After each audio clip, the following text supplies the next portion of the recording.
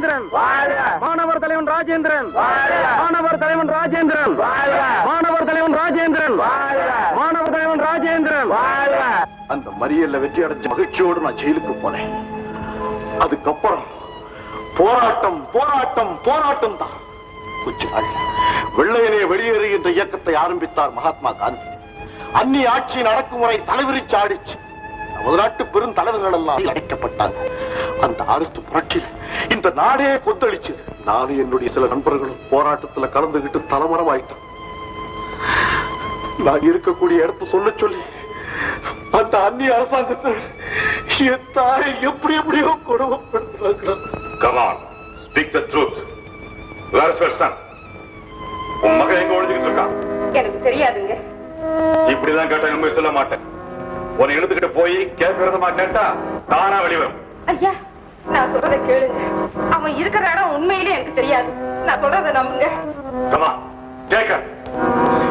Come on. ஐயா, ஐயா, ஐயா, ஐயா.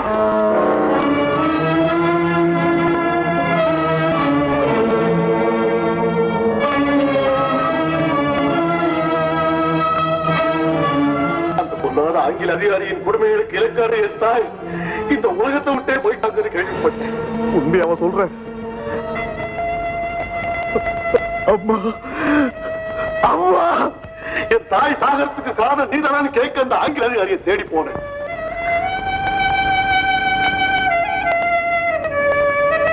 என் முகத்தை மூடிக்கிட்டு இருக்க என்ன கேட்டு பார்த்து பக்கமா இருக்கா? சொல்லு, என் அம்மாவை கொண்டு நீதானே? சொல்லு.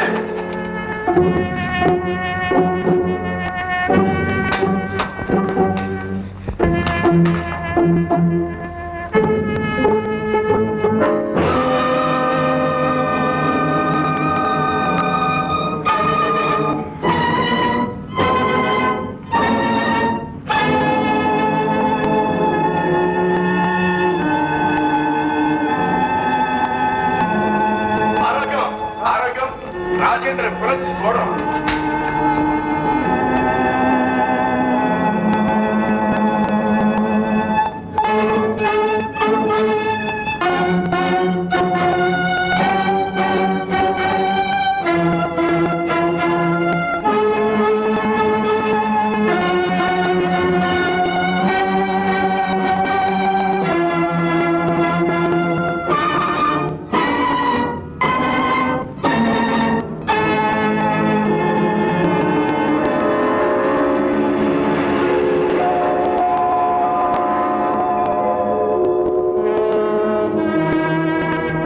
தனது நண்பர் அவருக்கு அந்த கிறிஸ்துமஸ் வாழ்த்துக்களை தெரிவிப்பதற்காக வீட்டிற்கு சென்றிருந்தேன்.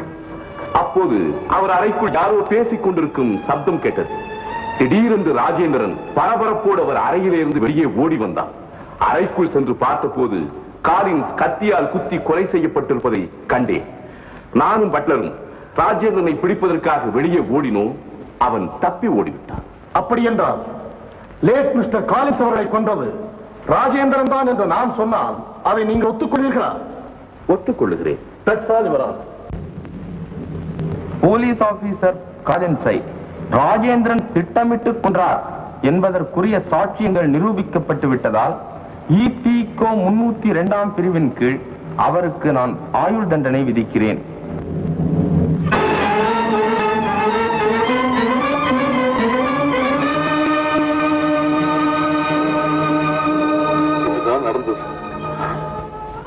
ஆத்மநாதன் எவ்வளவு பெரிய அக்கிரமத்தை செஞ்சுட்டு பெரிய மனுஷன் மாதிரி நடமாடிக்கிட்டு இருக்கானே பாவி, படுபாவி. அப்புறம் என் தாயே இறந்துட்டாங்க. இனி எனக்கு இந்த உலகத்துக்கு என்ன தொலைச்சல் தீர்மானிச்சு.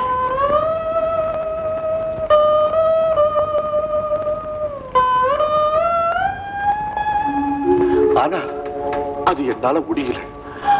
அந்த செவளி கடைக்கு முன்னால் சந்திச்ச அந்த பெண்ணுடைய நினைவு என்னையும் அறியாம அடிக்கடி எனக்கு வந்தது. அன்று கண்ட அந்த முகத்தை இன்னும் ஒரு முறையாவது பார்க்கணுங்க ஆவல் என் உள்ளமெல்லாம் நிறைஞ்சு. அந்த எண்ணம் தான் நான் ஜெயில இருந்து ஓடிவர காரணம்.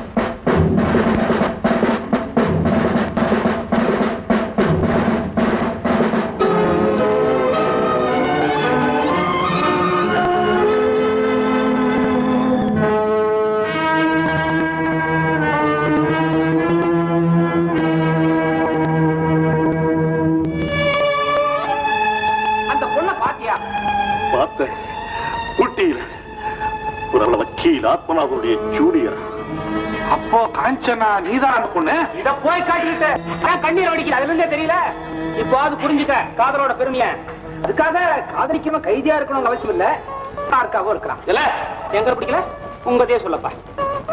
அவ பக்கத்துல இருந்து பார்க்கும்போதுதான் எனக்கு குடி புத்திசாலித்தனமா நடந்துக்க. இவரை கீழவை.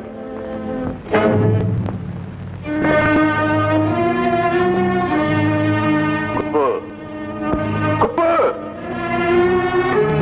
காஞ்சனா. கூப்பிட்டீங்களா sir? Kanchana, Krishnapuram murder case சம்பந்தமா டிஸ்கஸ் பண்ணி நோட்ஸ் எடுத்துக்குவோம். I mean a mood. I am not in the mood. அவர் பக்கத்துல இருந்து கவனிக்க யாரும் இல்ல சார். நாளைக்கு பாத்துக்கலாம்.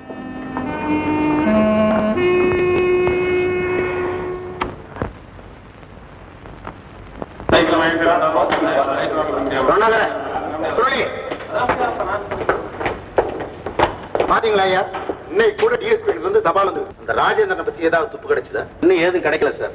நிறைய ஆட்களை மாறு வேடத்துல கூட நடமாட விட்டுருக்கோம். கைதி ராஜேந்திரன் மட்டும் இல்ல சார், ஊருக்குள்ள ராஜேந்திரன் பேர் வச்சிருக்கிற அத்தனை பேரையும் விசாரிச்சு சொல்லியிருக்கேன் சார். நீங்க என்ன பண்ணுவீங்களோ தெரியாது, ஆனா எப்படியாவது இன்னும் ஒரு வாரத்துக்குள்ள அந்த ராஜேந்திரன் இருக்கிற கண்டுபிடிச்சு அவனை கைது செய்ய ஆகணும். Yes sir. புரிஞ்சுதா? Yes sir. கருப்சாமி, அந்த ராஜேந்திரன் பையலை பத்தி ஏதாவது தகவல் கிடைச்சதா? நானும் முயற்சி பண்ணிட்டு தான் இருக்கேன் சாமி, ஒரு தகவலும் கிடைக்க மாட்டேங்குது. நீங்க ஒண்ணு கவலைப்படாதீங்க, எப்படி 2 நாள் உங்களுக்கு தகவல் கொடுக்குறேன். ஆமா, நீங்க எந்த ராஜேந்திரனை பத்தி பேசுறீங்க? அப்போ நீ வெளியூர், உனக்கு ஒண்ணும் தெரியாது, நீ வேலையை பார்த்து போப்பு. நான் வெளியூர், எனக்கு ஒண்ணும் தெரியாது. நீ உள்ளூர், ரொம்ப தெரிஞ்சவன். போயா, ராஜேந்திரனை பத்தி கம்ப்ளீட் டீடைல்ஸ் தெரியுயா? Sir sir sir sir sir இருங்க சார், அவன் கிடக்குறான், நீங்க வாங்க சார். சார் சிகரெட் சாப்பிட்டீங்களா? என்ன சிகரெட் சார்? பர்க்லிங். பர்க்கி? கோல்ஃபேக் வேணுங்களா? இல்லையா, நான் குடிக்கிறது சார்மனாரா இருக்காத்தான் கேட்டேன். நீ என்ன பண்ணுவ? நான் பரவாயில்லைங்க. கீழே போட்டோன்னு குடிச்சிருக்கியா? பரவாயில்ல. பெட்டி இருங்க. நீ வச்சுக்கிட்டா நான் எப்படி கொடுத்துருது? சார் ராஜேந்திரன் எங்க இருக்கா சார்? ராஜேந்திரனா? அவனுக்கு என்ன ராஜா விட்டு கண்ணு குட்டியா கொடுத்து வச்சவன். இந்நேரத்துக்கு அந்த பொண்ணு இடுப்புல கைய கோத்துக்கிட்டு இஷ்டத்துக்கு வாக்கிங் போயிருப்பான். எந்த இடத்துக்கு போயிருப்பான்னு குறிப்பா சொன்னீங்கன்னா எப்படி நான் அவனை பிடிச்சிருவேன். புடியே பாட்டி விட மாட்டாளே. ஆமா, அந்த பாட்டியில தானே பள்ளிக்கூடம் போறதையே நிறுத்தி கெட்டு குச்சவரா போயிட்டான். சதா சர்வகாலமும் பாட்டி இடுப்புல கைய கோத்துக்கிட்டு ஊர் சுத்துறதே அந்த பயலுக்கு வேலை. நீங்க எத்தனை வயசு ராஜேந்திரன் பத்தி சொல்றீங்க? நான் சொல்றது 4 வயசு ராஜேந்திரன். உனக்கு எத்தனை வயசு வேணும்? சுத்த லூசையன். நாடாடா லூசு. New India.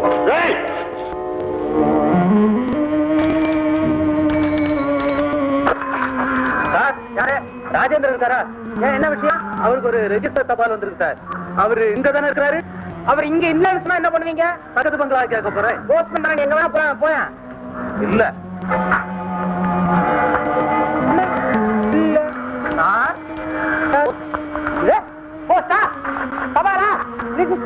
ராஜேந்திரனுக்கா பயாரிங்களா?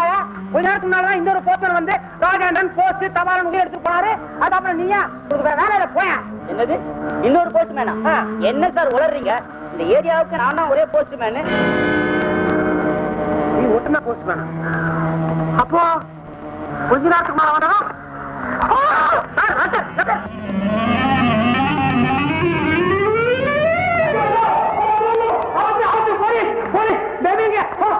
எங்கும் போலீஸ், எல்லாரும் போலீஸ், எல்லாரும் போலீஸ். போலீஸ் நானா பண்ணப்பட்டேன்? ஆளாவணி இல்ல, ஆட்சேபம் பண்ணாத. சட்டு புட்டு எங்க கூட ஓடியாது. கூட ஒடியாருக்கா? உடம்பு எப்படி இருக்கு? இப்படி கூப்பிட்டா நீ வரமாட்டேன். கொஞ்ச நேரத்துல போலீஸ் வரப்போகுது. உன்னையும் என்னையும் நீ வக்கீலமாவையும் உங்க அப்படியும் அல்சேஷன் ஜோடி ஜோடியா கூட்டி போக போது. அப்பதான் நீ வரப்போய். கொஞ்ச நேரத்துல கச்சேரி இடம் போகுது. பெரிய கச்சேரி, பாட்டு கச்சேரி இல்ல, சீட்டு கச்சேரி இல்ல, கோர்ட்டு கச்சேரி. என்னப்பா இது? ஓட்டு கச்சேரி சேரின்னு ஏதோ உளறிட்டு இருக்கிற? ஐயோ, நானா உளறேன்? உள்ளதான் சொல்றேன். தெருவில் நின்று பாருங்க, கேட்டு நின்று பாருங்க, எவங்கிட்ட பேச்சு கொடுத்து பாருங்க. அங்கங்க வண்டிக்காரன் போலீஸ், போலீஸ், தெருவில் நடக்கிற அத்தனை போலீஸ். ஐயோ, தவறி கூட ஒருத்தங்கிட்ட பேசிருக்காரு. அத்தனை பேரும் ராஜேந்திரனை பத்தியா தான் விசாரிக்கிறோம். ஒண்ணு அந்த பையன் இந்த வீட்டுல இருக்கோம், இல்ல நம்ம இருக்கிறோம். ஒரு கைதியை வீட்டுக்குள்ள வச்சுக்கிட்ட காரணத்துக்காக நம்ம அத்தனை பேரும் கைதி ஆக போறோம். இந்த வீடே ஜெயிலாக போகுது. காப்போட்டெல்லாம் இடிச்சு கம்மியா போட போறோம். பாவம்பா, பயந்தாங்குள்ளி இப்படிதான்ப்பா புலம்பிக்கிட்டே இருக்கிறாரு. புலம்பல் இந்த ஊட்டியிலேயே கொடி கட்டி பார்க்கிற பங்களா ஏன் பங்களா? ஊருக்குள்ள இருக்கிறவன் 1000 பேர் 1000 பேசுவான். அதை பத்தி நமக்கு என்ன? நீங்க நினைக்கிறது தவறு. தப்பி ஓடி வந்த கொலை செய்தியை மறைச்சு வைக்கிறது மன்னிக்க முடியாத குற்றம். நீங்களும் குற்றவாளியா போது நிற்க வேண்டிய துப்பாக்கி நிலைமை ஏற்படும். சரிதான், விடுங்கடா. ஒரு நிரபராதியை தண்டிக்கிற கோர்ட்டும் ஒரு கோர்ட்டா, நல்லவங்களை தண்டிக்கிற ஒரு சட்டமும் சட்டமா? நிரபராதின்னு ராஜேந்திரன் சொல்றது வச்சுதானே நீங்க சொல்றீங்க. குற்றவாளி வாக்குமூலம் கோர்ட்ல சரி. அந்த வாக்குமூலமே உண்மையா இருந்தா எது உண்மைன்னு உங்களை யாருக்கு தெரியும்? Come on tell me. அப்படியே ராஜேந்திரன் கொலை செஞ்சிருந்தாலும் அது கொலை இல்ல, தேச தொண்டு. சுதந்திர உணர்ச்சியை நசுக்க உருப்பட்ட அரக்கனை கொண்டு போட்டதுக்கு இந்த நாட்டுல பிறந்த ஒவ்வொருத்தரும் ராஜேந்திரனை பாராட்டணும், நன்றி செலுத்தணும். இது பிறந்தவா? அந்த குற்றத்தை நாளை செய்திருந்தாலும் குற்றம் குற்றம் தான். சட்டத்துக்கு உயர்ந்தவன் தாழ்ந்தவன் தயவு தாட்சண்யம் பந்தம் பாசம் எதுவுமே கிடையாது. கடவுளை வந்தாலும் அவனை காப்பாற்ற முடியாது. கூடிய சீக்கிரம் போலீஸ் அவனை பிடிச்சுக்கிட்டு போகத்தான் போகுது. உங்களுக்கு இருக்கிற ஆத்திரத்தை பார்த்தா நீங்களே போலீஸ வர வச்சு அவரை பிடிச்சு கொடுத்துருவீங்க போல இருக்கு. அப்கோர்ஸ் எப்பவோ செஞ்சிருக்கோம். To be frank with you, உங்க உணர்ச்சிகளை உடனடியா புண்படுத்த கூடாதுங்கிற ஒரே காரணத்துக்காகத்தான் இவ்வளவு காலம் பொறுத்துட்டு இருந்தேன். பொறுமைக்கும் எல்லாம் உண்டு.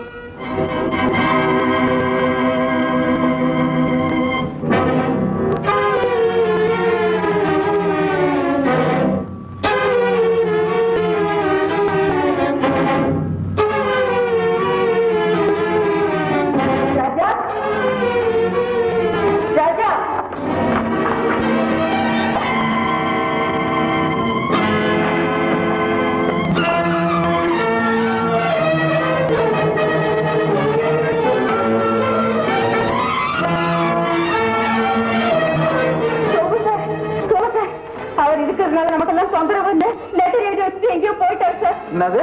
எங்க போயிருப்பா? வா பாக்கலாம்.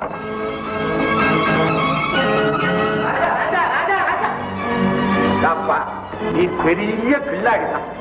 போய் இளம வேகத்தை என்கிட்ட ஏப்பா காட்டணும். இங்க வா, இந்த பொண்ணு கூட எப்படி பழகி போய் வருதுன்னு அங்க பாரு. அன்பு ஆசை பாசம் எல்லாம் அவசியம் தான். அதுக்காக நான் உங்களுக்கு ரொம்ப கடவுப்பட்டிருக்கேன்.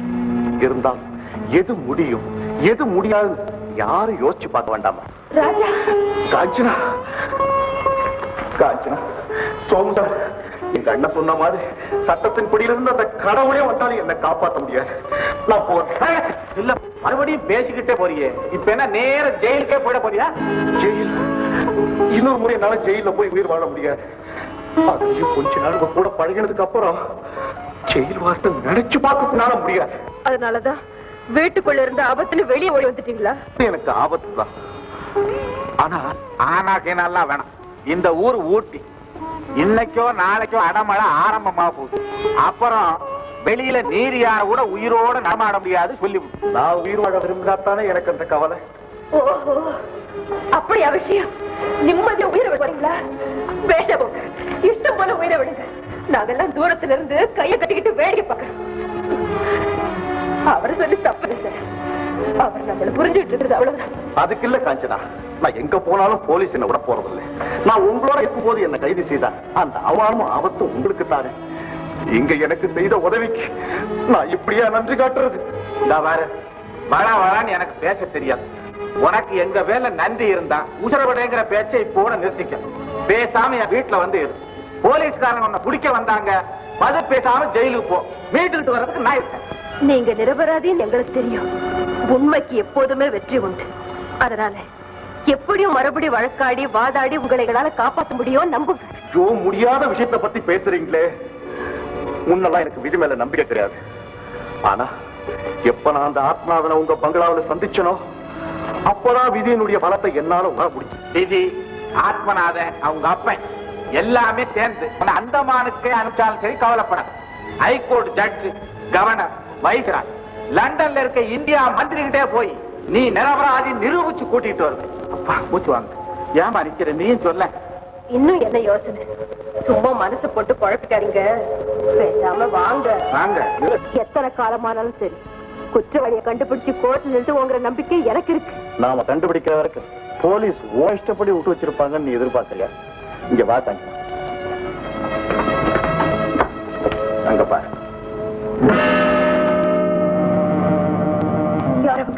போலீஸ் யாரோ ரோட போறவங்க. அரண்டவன் கண்ணுக்கு இரண்டதெல்லாம் பேய். அப்படியா? குப்பை இந்த தான் பரவாயில்ல. இனிமே என்ன கூப்பிடுறதா மிஸ்டர் குப்புசாமி கூப்பிடணும். ஃபர்ஸ்ட் டைம் எக்ஸ்கியூஸ் பண்ணிட்டேன். என்ன விஷயம்? What is the matter? அது கிடக்கட்டும். அங்க இருக்கிறது யாருன்னு பாரு. இவங்கதான் மொத்த மார்க்கெட்ல மார்க்கிறவங்க இன்னொருத்த போஸ்ட் வந்துடுறேன். போங்க, நல்லா சத்துங்க, கட்டுங்க போயா. இப்போவாது நீ நம்புறியா? இப்பவும் நான் நம்ப தயாரா இல்லை.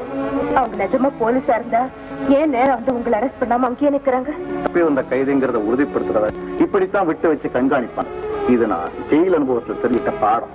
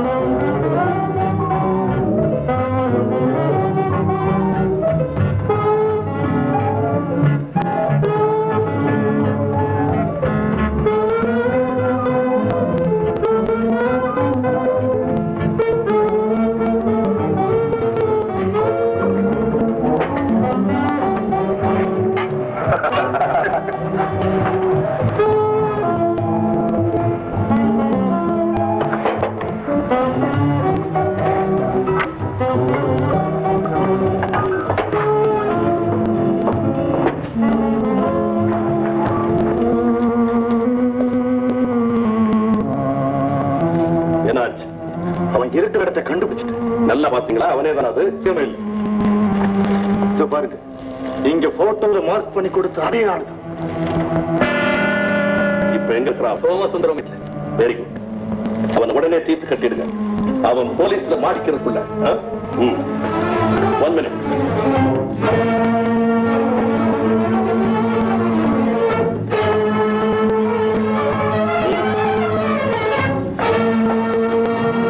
கைராசிக்காரங்க நீங்க. உங்க கையால ராஜா மருந்து வாங்கி சாப்பிட்டான், இப்ப அனுபவிக்கிறான். என்னடா சொல்ற? இல்லைங்க, குணமாயிட்டான், காஞ்சனாவோட காதலன் ஆயிட்டான்.